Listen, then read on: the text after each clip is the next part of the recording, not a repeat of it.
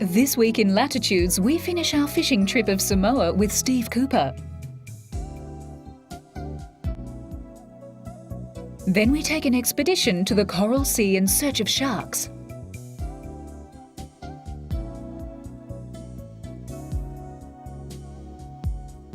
And while the sun's still out, we wander through the Cairo Museum and see some of their hidden treasures.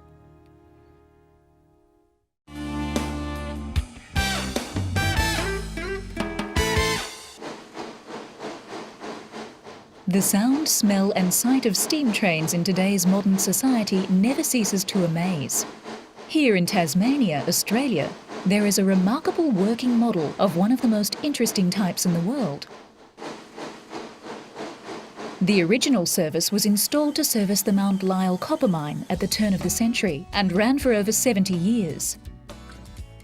The terrain of the northwestern Tasmanian wilderness defied the use of conventional railway concepts.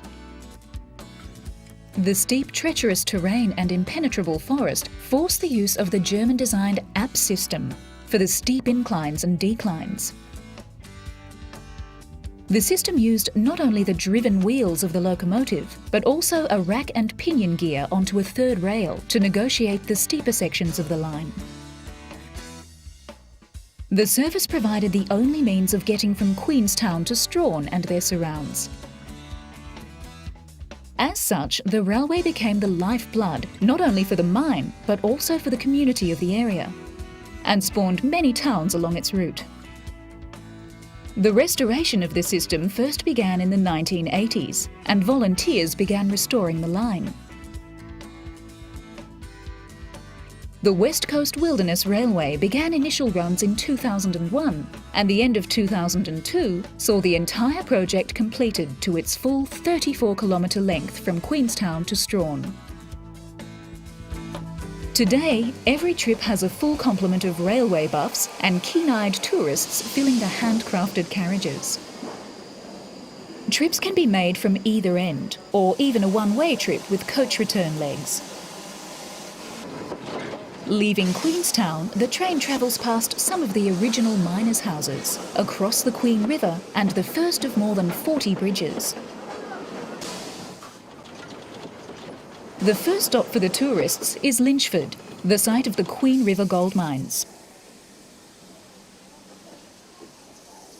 Passengers today have the opportunity to try a little prospecting or panning for themselves, somehow always with good results.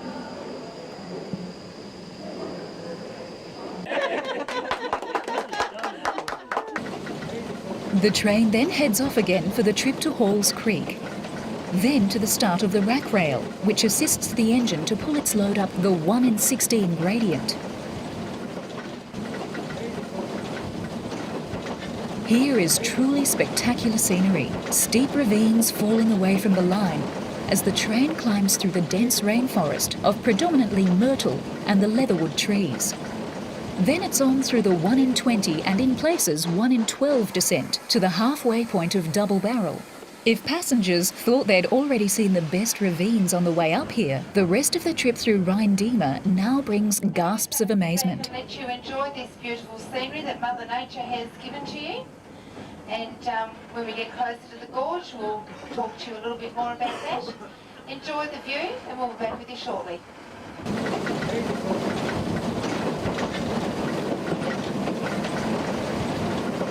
Somewhere down there is Sailor Jack Creek, hundreds of feet below, hidden by the rainforest. The line is now connected by bridges and trestles, many as long as they are high. Sailor Jack Creek empties into the King River, and the line follows the sheer walls with more cutting and more bridges. Arrival at Double Barrel signals time for lunch from the buffet car from Strahan. As the engine moves to the turntable, more photo opportunities occur. There are also options for a rainforest walk. Most of the drivers are, as you would expect, men around middle age, but there is a surprising number of younger people also playing their part in this resurrection of the era of steam. Passengers from Strahan on the diesel train now transfer to the steam loco for their trip to Queenstown. and the steam passengers transferred to the diesel for their trip to Strawn. It took 3 long, hard years for the major construction of the railway, only marginally faster than the original construction 100 years ago. Here in Lower Landing, the train still services the transport needs of forestry and beekeepers in the area. On Tupukina Plateau, Forestry Tasmania sees to their protection of the state's unique hewn pine, which was used in the colony's early boat building industry. This young hewn pine could be alive and well in another 2,000 years. Back on the train, we cross the King River via the now fully restored Iron Bridge at Tupukina. The line now follows the King River almost at water level and eventually heads towards Strawn and Macquarie Harbour's Regatta Point. Regatta Point was the original Apt Railway's terminus. Today, the West Coast has so much to offer the visitor, not the least of which is this outstanding railway. All passengers who've ridden in this unique steam achievement offer unanimous praise for this superb experience.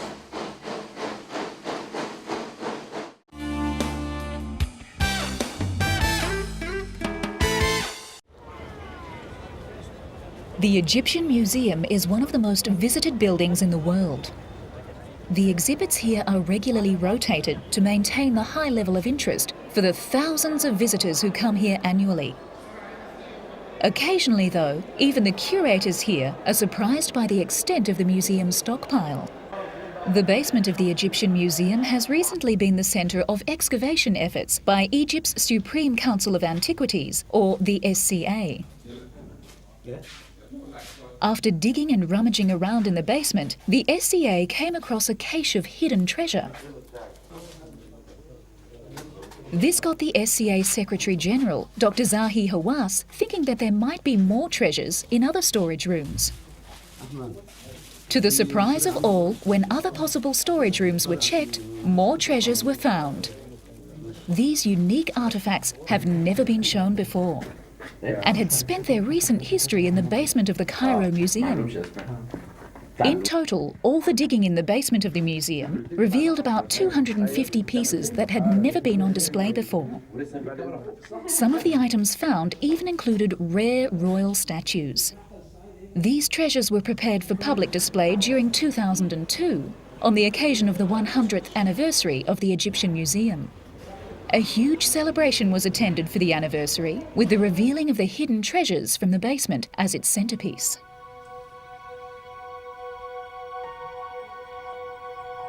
Among the artefacts on display at the Hidden Treasures exhibition is an ivory headrest, which supported the mummified head of King Tutankhamun, and gold jewellery from the Boy King's tomb that was discovered in 1922.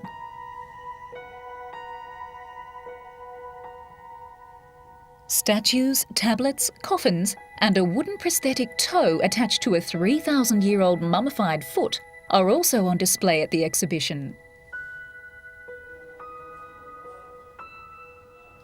The artefacts contained in the tomb of Tutankhamun, who ruled Egypt in the 14th century BC, took almost 10 years to remove from the site discovered by British archaeologist Howard Carter.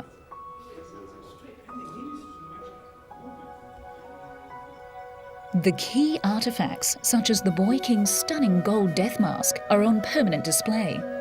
But others were virtually reburied under the museum's vast collection of 160,000 artefacts, which officials say is the largest in the world. Some aspects of another recent find will soon be on display.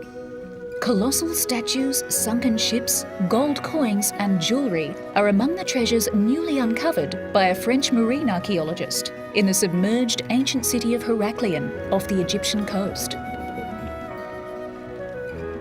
Marine archaeologist Frank Goddio announced the discovery of the city itself in mid-2000. Divers had located many of the underwater objects using a special acoustic device, accurate to within half an inch. This had enabled them to uncover superb artefacts, ranging from bronze vessels to gold coins and jewellery. Among the finest were a glazed attic bowl and gold earrings, both from the 4th century BC, as well as an incense burner and hundreds of coins, mostly from the late Pharaonic and Ptolemaic periods. 10 closely bunched shipwrecks indicated the location of Herakleon's once teeming harbour and its calamitous fate. The archaeologist believes Heraklion, recorded as a key port at the mouth of the Nile in ancient times, was destroyed by an earthquake or similar sudden catastrophic event. The Frenchman has been documenting and mapping the antiquities discovered by his team of divers with the help of advanced electronic technology. Among the most remarkable is an intact black granite stela, or inscribed slab, almost identical to one found in 1899 that now reposes in the Cairo Museum.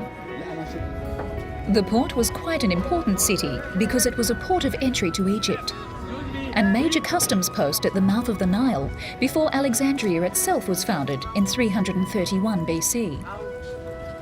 The perfectly preserved stela, 6.5 feet high, bolsters the archaeologist's case for identifying the ruined city as Egypt's Heraklion, once the stuff of legend more than history. Godio's team found 3 huge pink granite statues, one of the Nile god Hapi, the others of an unidentified pharaoh and queen. They lay on the seabed near a granite shrine, or naos, with hieroglyphics from the Ptolemaic era, showing that it was the sanctuary in a temple to the supreme god Amun, apparently the great temple of Heraklion. Cairo Museum is unique, not only because it was built as a museum 100 years ago, but also because it contains treasures, artifacts, mummies, and many of the major and important statues that have ever been found.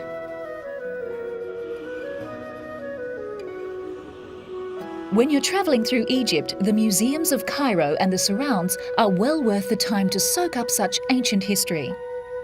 The Museum of Cairo is said to be the only place you can actually smell history.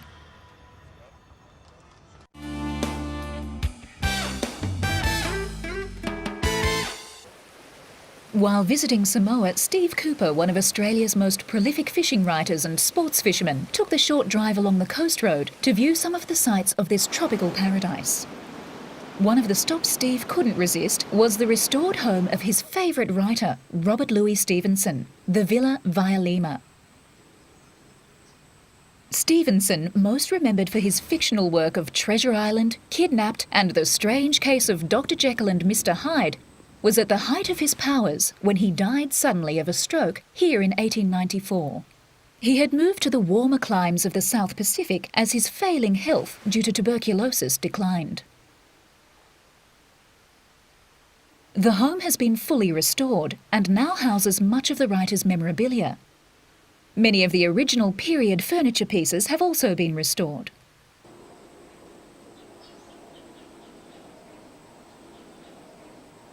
On the trip back to Apullo, Steve spied one of the locals selling something very familiar. The friendliness of all the locals here is one memory that Steve will always cherish. Keep the flies off. Oh, that's good.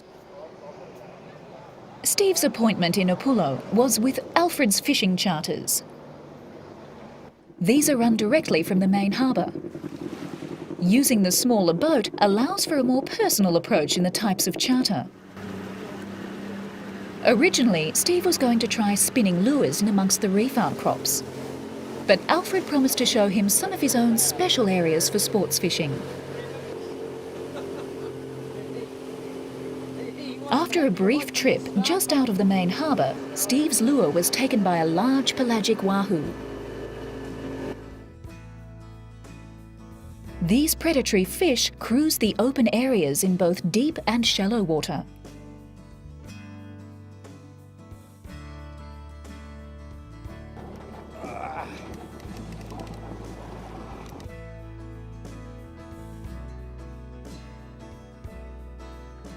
No sooner was the wahoo released and the boat back underway again than the lure was again attacked, this time by a group of small yellowfin tuna.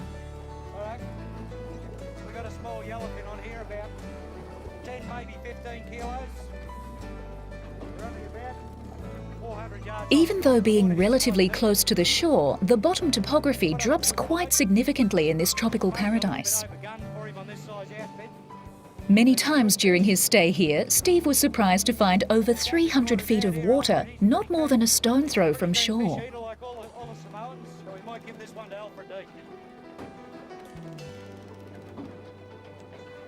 Steve had already decided to keep a small amount of his day's catch for dinner that night, and as a gift to Alfred and his family for sharing with him such outstanding fishing.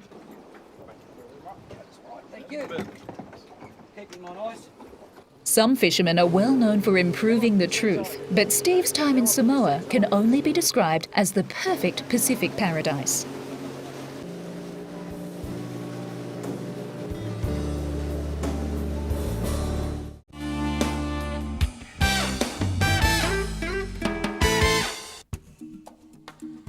Robert Torelli from Blue Water International runs small tours for dedicated adventure seekers to the outer edges of the Great Barrier Reef. The large distances travelled in the Coral Sea tours and the requirements of each particular group play a large part in determining the vessel for each expedition. However, quality and passenger comfort is always of prime concern. Many outer reefs are visited and most of the travelling is done overnight. However, shorter distances are sometimes covered during the day.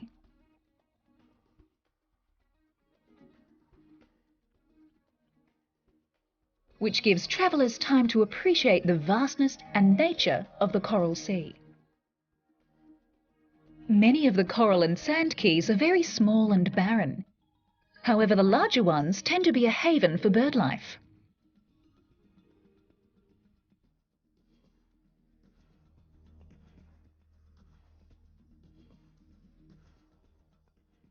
It's likely that this turtle has just finished laying her eggs, and it was interesting to note her damaged rear flipper, which was probably the result of a tiger shark attack.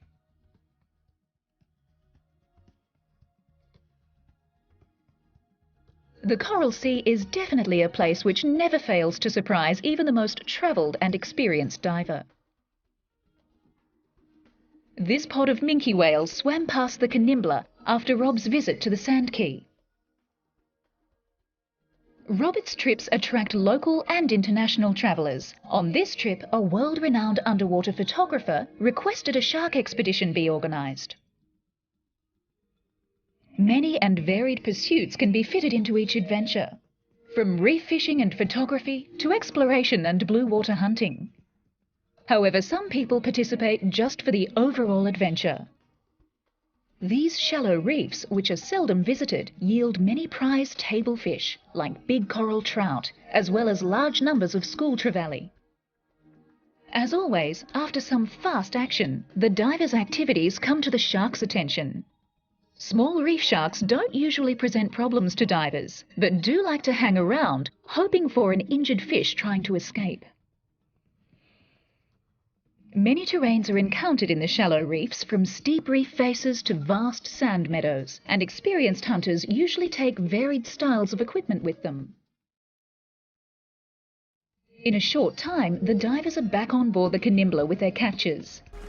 Some of these fish will be used to draw in the larger sharks for the photographic expedition. After an extensive dive brief, the participants looking for sharks begin readying their gear. The briefing ensures all divers and crew know what to expect and how to act once in the presence of a large shark. It can take many hours to attract a suitable shark, but on this occasion, a large tiger shark appeared in around 45 minutes. Years of experience and careful planning allow for these interactions to be carefully and very safely managed.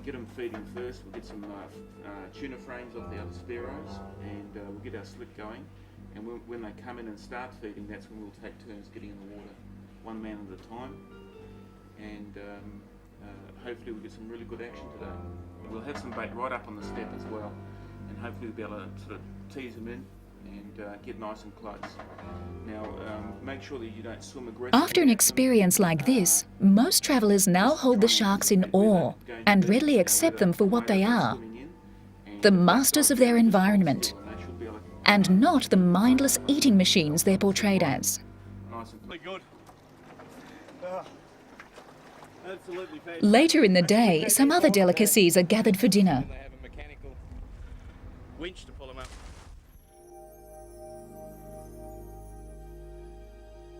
In the sandy areas between the reefs or in the lagoon proper, these spanner crabs make their home. In such places as the outer reef areas, they occur in large abundance, and the minimal number taken by passing boats has little impact. While changing locations, some time can be spent trying a bit of trolling. This practice can yield many table favourites. The smaller catches of the prized yellowfin tuna are perfect for sashimi delicacies, and it doesn't get any fresher.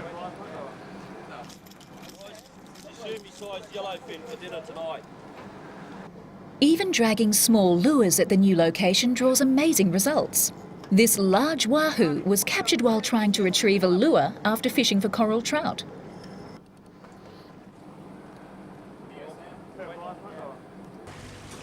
The spanner crab nets are collected at the end of the day.